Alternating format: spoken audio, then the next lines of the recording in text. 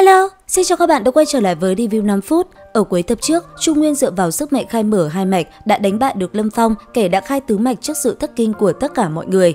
Ngay cả Lâm Phong cũng đã bại trên tay hắn, những trận đấu tiếp theo đương nhiên cũng không có gì đáng lo. Cuộc thi vẫn tiếp tục diễn ra, bất quá có trận đại chiến dữ dội của Trung Nguyên và Lâm Phong ở đằng trước, những trận chiến sau này đều có vẻ khá nhàm chán. Rốt cuộc kỳ thi cũng khép lại, tiếp theo chính là phân viện, chỉ cần đạt đủ điều kiện thì có thể tự mình chọn viện. Rất nhanh, trong số 10 người đứng đầu đã có đến 7 người mở miệng muốn vào ất viện. Rõ ràng, những người này đã sớm bị Tề Nhạc dùng điều kiện hậu hĩnh để lôi kéo. Còn lại hai người biểu hiện tốt nhất trong cuộc thi này là Trung Nguyên và Tô Ấu Vi lại lựa chọn tham gia giáp viện. Biết được thành tích của hắn qua lời Sở Thiên Dương, Chu Kình vô cùng phấn khởi, ông đã lập tức mở tiệc ăn mừng cho Trung Nguyên. Trong bữa tiệc, mọi người nói chuyện rất vui vẻ, trước là khen hắn thể hiện tốt, sau lại nói đến trách nhiệm mà Trung Nguyên phải gánh trên vai. Tề Vương ngấp nghé Đại Chu phủ, mưu đồ bao lâu nay, Tề Nhạc hiện tại đã khai 6 mạch, nếu đến kỳ thi cuối năm mà lại bị bọn họ giành được hạng nhất thi phủ nữa thì đám gia hỏa này sẽ bắt đầu làm khó dễ ngay. Bàn chuyện này xong, Chu Kình cũng không quên nâng chén mời Yêu Yêu một ly để cảm ơn nàng đã chỉ điểm cho con trai mình trong thời gian qua. Nhưng mà cô nàng bượm rượu này như chỉ đợi có vậy, lập tức khách khí nói: "Để chúc mừng Chu Nguyên, Yêu Yêu xin kính bệ hạ một bình." Nói rồi ngửa cổ một hơi uống cạn.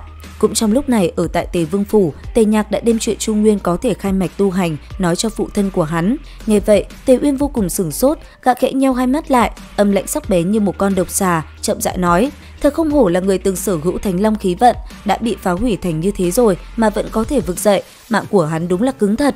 Tề Nhạc trong mắt lóe lên sát ý, cũng lên giọng nói: "Phụ vương, có cần truyền tin tức này lại cho Đại Vũ hay không?" Tề Vương trầm ngâm một hồi lâu rồi lắc đầu nói: "Đại Vũ lúc này đang tranh đấu với hai đại vương triều khác, còn lòng dạ nào đâu mà để ý đến một đại chu đang trên bờ diệt vong. Ta chuẩn bị bao năm, bây giờ ngay cả Chu Kình cũng không dám làm gì ta, chẳng lẽ một tên tiểu tử mới mở được hai mạch lại có thể xoay chuyển thế cục này sao?"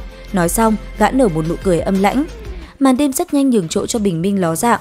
Mới sáng sớm, Trung Nguyên và Tô Ấu Vi đã cùng những đệ tử khác tập trung ở giáp viện. Mọi người giới thiệu lẫn nhau, nhanh chóng làm quen hết học viện trong giáp viện.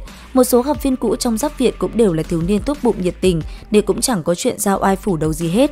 Sau màn chào hỏi, bọn họ bắt đầu huấn luyện. Dưới sự hướng dẫn của Sở Thiên Dương, cả đám đi đến thác Ngọc Linh tu luyện. Nơi này được mệnh danh là bảo địa tu luyện của Đại Chu phủ. Ở trên đỉnh của thác nước có Tử Linh Ngọc Tủy, khi dòng nước đổ xuống mang theo lực trùng kích cực mạnh, có thể trợ giúp mọi người trùng khai đại mạch.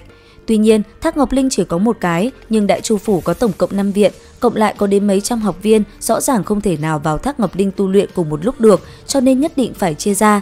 Dựa theo quy định cũ thì giáp viện được chia 3 canh giờ để tu luyện. Sau khi đến nơi, mọi người không lãng phí thời gian, lập tức phi thân vào thác nước tu luyện. Nguyên văn sau lưng phát ra quang mang nhàn nhạt, ẩn ẩn tựa như có một tia khí màu tím thẩm thấu vào trong thân thể của bọn họ qua từng đợt trùng kích của thác đổ. Phần đông học viên giữ nguyên được chừng 10 phút dưới dòng thác, sau đó bắt đầu có người không thể chịu nổi mà phải đi ra ngoài. Lúc này, Trung Nguyên cảm giác được một cỗ khí lưu cực kỳ mát mẻ, lập tức ngấm vào bên trong thân thể của hắn. Trong khoảnh khắc, hắn thật sự cảm ứng được đệ tam mạch đã thả lỏng được đôi chút. Phát hiện sự biến hóa này, tinh thần của Trung Nguyên lập tức chấn động, cắn răng tiếp tục đón nhận cổ lực trùng trích khổng lồ kia, sau đó tham lam hấp thu từng tia ngọc tủy chi khí ở bên trong đó. Thời gian ước chừng 10 phút trôi qua, Trung Nguyên và Tô Ấu Vi rốt cuộc không trụ nổi, liền bị đánh bay khỏi thác nước. Thế vậy, mọi người ai nấy đều thất kinh, lần đầu tu luyện mà trụ được thời gian từng ấy đã là rất tốt rồi. Đúng lúc bọn họ đang nói chuyện thì đột nhiên có một tiếng cười nhạo chế giễu vang lên, nếu như chút thời gian ấy mà cũng được khen ngợi thì thật là lãng phí thác Ngọc Linh này quá.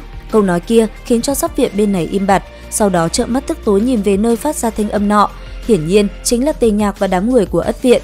Ánh mắt của Trung Nguyên cũng trở nên lạnh lùng, liếc mắt nhìn Liễu Khê một cái, thản nhiên hỏi: "Xin hỏi, lần đầu tiên ngươi vào thác Ngọc Linh thì kiên trì được bao lâu?" Vẻ mặt của Liễu Khê trở nên cứng ngắc, tức giận không thèm nói. Thấy vậy, Tề Nhạc tự đắc lên tiếng: "Trung Nguyên điện hạ cần gì phải chấp nhặt với nữ hài tử làm gì?